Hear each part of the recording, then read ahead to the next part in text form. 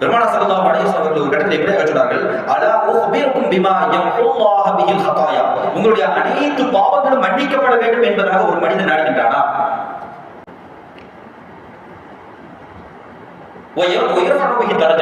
அவருடைய அந்தஸ்துகள் எல்லாம் உயர்த்தப்பட வேண்டும் என்பதாக நாடுகின்றானா, அப்படிப்பட்ட சில விஷயங்களை நான் உங்களுக்கு அறிவிக்கட்டுமா என்பதாக ஸல்லல்லாஹு அலைஹி வஸல்லம் சொல்கிறார்கள்.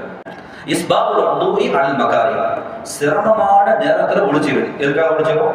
தொழுகைக்காக ஒளிச்சிரும். சிரமமான நேரத்துல ரொம்ப குளிரா இருக்கும், அந்த நேரத்துல நமக்கு உதவி செய்யறதுக்கு முடியாது.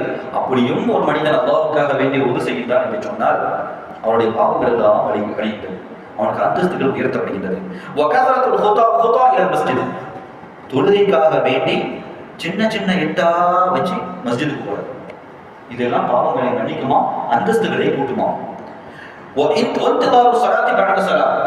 வக்திலிருந்து இன்னொரு வக்துக்கு, லுஹரில் இருந்து அஸருக்கு, அஸரில் இருந்து மக்ரிபுக்காக அந்த தொழுகைக்காக வேண்டி ஒரு மனிதன் மஸ்ஜிதிலேயே காத்துக் கொண்டிருக்கின்றான் என்று சொன்னால் பாவங்கள் எல்லாம் அழிக்கப்படுமா, அந்தஸ்துகள் கூட்டப்படுமா?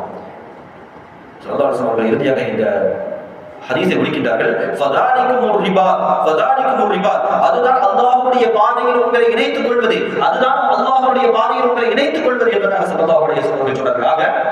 ஒரு மனிதன் கஷ்டமான நேரத்துல உதவி செய்யறான், சின்ன சின்ன எட்டுகளை வைத்து மஸ்ஜிதுக்குள்ள செல்கின்றான்.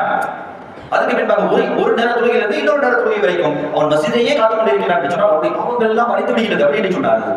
ஒரு நாள்ல அனைத்து பாவங்களும் அழிந்து விடுமா இல்லையா? ஒரு நாள் நாம் செய்யக்கூடிய அனைத்து பாவமும் அழிப்பா இல்லையா?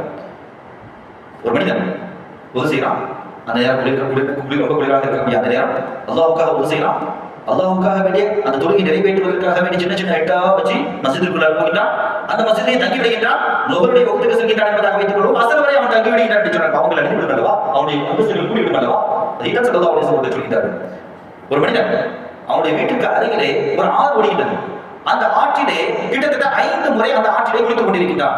அப்படி என்று சொன்னால் அவனுடைய உடம்பிலே அழுக்கு இருக்குமா என்பதாக ஸல்லல்லாஹு அலைஹி வஸல்லம் கேட்டார்கள். சஹாபாக்கள் சொன்னார்கள், 5 முறை குளிச்சதுக்கு அவர்கள் அழுக்கு இருக்குமா? இருக்காது யா ரசூலல்லாஹ். அதே போன்றுதான் ஒரு மனிதன் 5 முறை அந்த 5 வக்தை சரியான முறையாக ஒரு நாளைக்கு அவன் நிறைவேற்றினான் என்று சொன்னால் அவனிடத்தில் பாவம் இருக்காது. எனவே ஒரு மனிதனை அல்லாஹ்வுடன் இணைக்கக்கூடியது எது? தொழுகை. ஒரு மனிதனுக்கு அவனுடைய அனைத்து பாவங்களையும் அழிக்கக்கூடியது எது? தொழுகை. ஒரு மனிதனுடைய கஷ்டங்களை எல்லாம் போக்கக்கூடியது எது? தொழுகை. வியாபாரத்தில் பிரச்சனையா? தொழுகை இருக்கின்றது. கடனில் பிரச்சனையா? தொழுகை இருக்கின்றது. குடும்பத்தில் பிரச்சனையா? தொழுகை இருக்கின்றது. படிப்பில் பிரச்சனையா? தொழுகை இருக்கின்றது.